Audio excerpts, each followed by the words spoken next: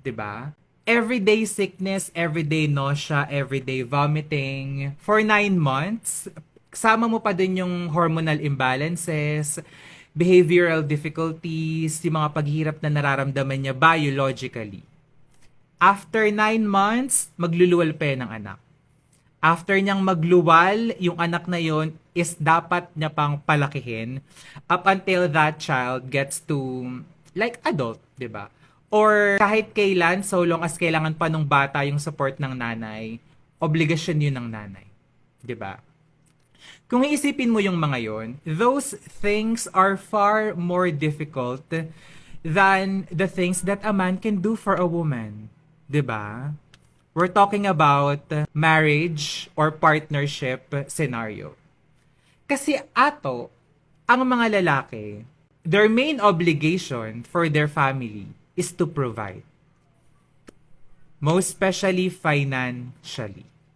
'Di ba? Other stuff, those are covered by women. Yung other stuff na covered by women na sinasabi mo, karamihan doon hindi ma-execute ng maayos kung hindi kami kakayod at magpo-provide. Okay naman dati yung sistema yung pattern ng lalaki at babae. Wala namang problema okay naman dati. Pero yan nung nagsisulpot na kayo. Diba yan 96 gender na yan nung nagsisulpot na kayo. Nanggugulo na kayo. Diba? Ang gulo nyo, puta nung pinagko-compare nyo. Dati okay naman babae at lalaki lang okay naman Diba? Nung nagdatingan kayo, nung nagsulputan kayo dito sa mundo, gumulo na. Sunod. Hindi ako magtataka kung bakit hindi mo yan alam. Kasi you are very patriarchal. You think men is the most powerful genders amongst all genders, including gay and women. Talaga naman Kung pinapanood mo to at umabot ka dito, alam mo na dapat ngayon na talaga naman na lalaki ang siyang importante at malakas between lalaki at babae lang. Okay? Hindi kayo kasali. Kung ano man yung kinabibilangan mo, hindi kayo kasali. Lalaki at babae lang. Hindi, joke lang. Puwera biro, eto real talk. Okay? Listen. Importante ang existence ng lalaki sa society. Alright? At importante din ang existence ng babae sa society. Parehas importante. Alright? Importante parehas. Parehas malakas sa magkaibang bagay na kaya hindi dapat pinagkukumpara. Ewan ko sa inyong mga bakla, bakit pilit nyong pinagkukumpara? Ano yan? Sumisip-sip ba kayo sa mga babae? Or gusto nyong mag-awa yung babae at lalaki para lahat ng lalaki sa inyo pupunta? Hindi, joke. Hindi kasi siya talaga para ipag-compare, okay? Hindi siya para ipag-compare. Yung lakas at importansya ng babae at lakas at importansya ng lalaki sa society, hindi siya para ipag-compare. Hindi siya para ipagkumpara. Okay? Tuloy! 'Di ba? Hindi porket marami kang following is lahat ng sinasabi mo is valid. Hindi porket marami kang following, lahat ng sinasabi mo may sense. At hindi porket taglish ka magsalita na may magandang accent, lahat na lang lalabas sa bibig mo valid. Diba? Kahit barubal yung approach ko, kahit barubal yung delivery ko, hindi porket yung sayo, taglish, maraming English, tas maganda yung accent, lahat na lang sasabihin mo, sayo na yung may sense, sayo na yung valid.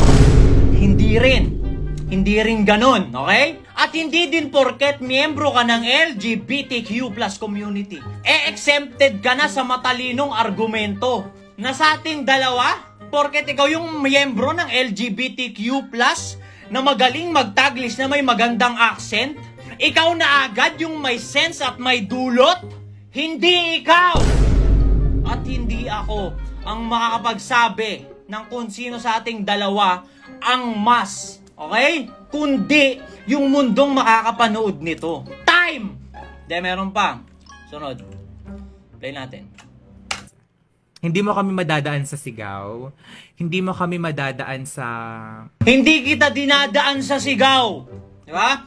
Hindi kita dinadaan sa sigaw. Okay? Nilalakas ko lang yung boses ko para kahit may tumahol na aso sa labas or kahit may bumombet na naka-open pipe dun sa labas habang nagbibideo ko, hindi ako uulit from the top kasi marirehistro pa rin ng clear yung boses ko dito sa pinangre-record ko. Hindi kita dinadaan sa sigaw. Nilalakas ko lang yung boses ko. Okay? Magkaiba yun. Tuloy!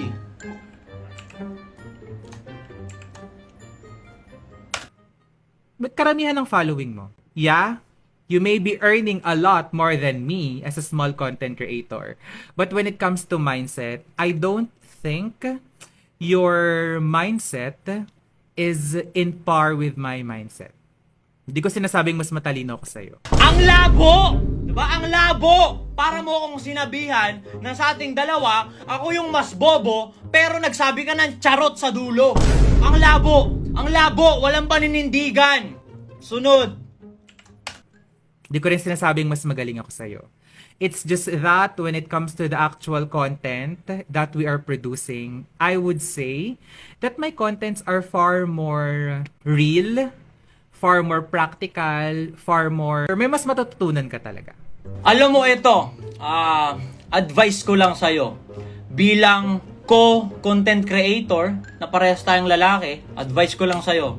Dahil mukhang kakapasok mo lang sa buhay internet. Advice ko lang sa'yo, total, parehas naman tayong lalaki, parehas tayong content creator, advice ko lang sa'yo ito, par. Diyan ka masasaktan, okay? Pag pilit mong kino-compare yung content mo sa content ng iba, diyan ka masasaktan, diyan ka ma-frustrate kasi ipipilit mo na mas okay yung sa'yo, mas educational yung sa'yo, mas may tira yung sa'yo, tapos yung bakit yung sa iba, scripted prank lang, but mas trending, mas palo. Di ba? Pag tumingin ka sa kanila, pag nag-compare ka, kagaya ng ginagawa mo, kinukumpara mo yung sarili mo sa akin, yung content mo sa content ko, diyan ka masasaktan. Kasi hindi naman tayo parehas eh. Di ba? Huwag ka mag-compare. Siguro, malakas ka sa paraang alam mo. Malakas din ako sa paraang alam ko, hindi tayo parehas, okay? Hindi tayo parehas. Hindi tayo parehas kasi ako mas gusto kong nagpapasubo kaysa sumubo. Ng pagkain ha? Ng pagkain. Kasi parang senyorito ka nun. May nagsusubo sa'yo.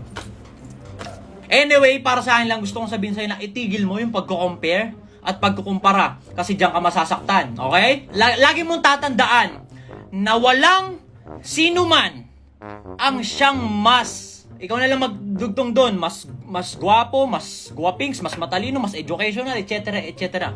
Ha? Walang sino man ang siyang mas may matututunan sa content mo? Sabi nino mo? Ano yun? Ikaw yung nagtimbang? Ikaw rin yung nag-judge? Ikaw rin yung nagsabi sinong winner? Para mo tayong sinali sa isang singing contest na ikaw yung organizer, ikaw yung producer, ikaw din yung judge, ikaw din yung winner. Ba't ikaw yung nagsasabi, hindi ikaw yung makakapagsabi niyan? Taong bayan na makakapanood nito ang makakapagsabi na kung ikaw nga ba talaga ang siyang mas. Ikaw na lang din magbilang sa comment section kasi mukhang mas diehard ka sa kampyonato title. Ako, okay na ako. Mahaba na tong video. Sure, 5 na yung ads nito. Okay na ako. Sa'yo na yung kampyonato. Di ba? Sabi nga ni Sorrento Ace, di ba? Kahit anong sabihin mo, at least we're getting paid. Okay, tuloy. Malapit na, malapit na. Kaya hindi ako nagulat kung bakit yung mga videos ko or yung isa sa mga video ko is napunta sa'yo as a small content creator. Biruin mo, nareakan mo yung video ko, yung following mo is around 1 million na. Ako wala pang 50K, di ba? So, that particular thing itself, it only means na my ability, my intelligence is worth for clout chasing. Diba? Aminin naman talaga natin na most na ginagawa natin as a content creator is all about clout. Alam mo, na kaya kita na content, hindi kita pinapanood, hindi ako nakafollow sa'yo. Mini-mention ako. Okay? Sinesend sa akin. Ha? Na kaya kita na content, kasi ka-content yung content mo. Na kahit hindi ako yung gumawa, may ibang gagawa. Di nunahan ko na. Di ba? Kahit hindi ko gawin, may ibang gagawa eh. Kasi yung content mo, ka-content nga. Okay? Punong-puno siya ng butas. Na kahit hindi ko pasukan ng daliri, may ibang papasok ng daliri dyan. Okay? Di ba? Kaya ako na yung nagpasok ng daliri. Di ba? Hindi ako gaya nyo. Di ba? Kayo na nagsasabi na kaya daw gumagawa ng content kasi habi lang daw. Ako nagbibideo ko para makakain ng masarap. Alam nila yan. Diba? Na kaya nga ikaw na nga yung panalo. Diba kasi ang tagal na, ang haba na ng video eh. Surely man na ads nito eh. Nag-iisip na nga ako saan ako kakain eh. Kung sasabihin mong mababaw yung rason ko, eh doon ako masaya eh. Kumain ng masarap eh. Kung ikaw masaya ka sa kampyonato, sa title, o sige, go. Basta ako, sige, ikaw sa atin, ikaw na panalo. Ako, comment down below naman dyan saan masarap kumain. Okay? Tuloy. Malapit na. Karamihan nga lang ng content creators is ginagawa na lahat ng mga contents kahit wala naman ng sense. Sinabi mo sa latter part ng video mo na content ako. I think ikaw ang mas ganon. 'Di ba? Kasi kung titignan lang naman natin yung impact, yung value ng content na binibigay ng bawat isa. I'm not your fan. Hindi ko alam yung mga ginagawa mo. But I believe my content is far more educational, real, practical than yours. Kumpara ka na naman. Di ba? Nagkumpara ka na naman. Wala ngang sino ang siyang mas. Ngayon, nag-compare ka na naman. Ikaw yung mas educational. Di ba? Eto kung mas educational lang pala yung usapan, hindi ko isasuggest yung sarili ko. Hindi rin kita isasuggest sa mga manonood. I suggest sa National Geographic sila manood. Di ba? O kaya mag-subscribe sila sa YouTube channel ng Art Angel. Kinangina, ayun, educational yun. Diba? Sabi sa iyo, huwag kang nagko-compare kasi walang sino man ang siyang mas. Diba? Mas educational ka? Hindi. Diba? Kung ako magsasuggest sa mga naka-follow sa akin, usapan, educational, huwag kayo sa akin manood. Huwag din dito. Sa National Geographic kayo manood. Diba? Okay, mag-YouTube kayo, mag-search kayo kasi lahat ng matututunan nyo nandun na. How to. Tapos dugtong mo na lang yung kung anong gusto mong matutunan. Alam mo, Tito Mars, walang sino man ang siyang mas. Okay? Stop comparing. Okay? Stop comparing. Last. Yours. So, that's it. Hindi ko alam kung anong klaseng lalaki ka ba. Hindi ko rin alam kung anong klaseng mindset ang meron ka. But one thing is for sure, you are patriarchal. Basing on that specific video. You're not considering other genders. You're only considering yourself and your gender. Kaya hindi ko maintindihan kung bakit may male empowerment, specifically sa mga male na ganyan yung mindset. 'Di ba? Sinabi ko na yan dati and I think it's worth saying again. Sprinkle, sprinkle. Tangina, ewan ko sa'yo!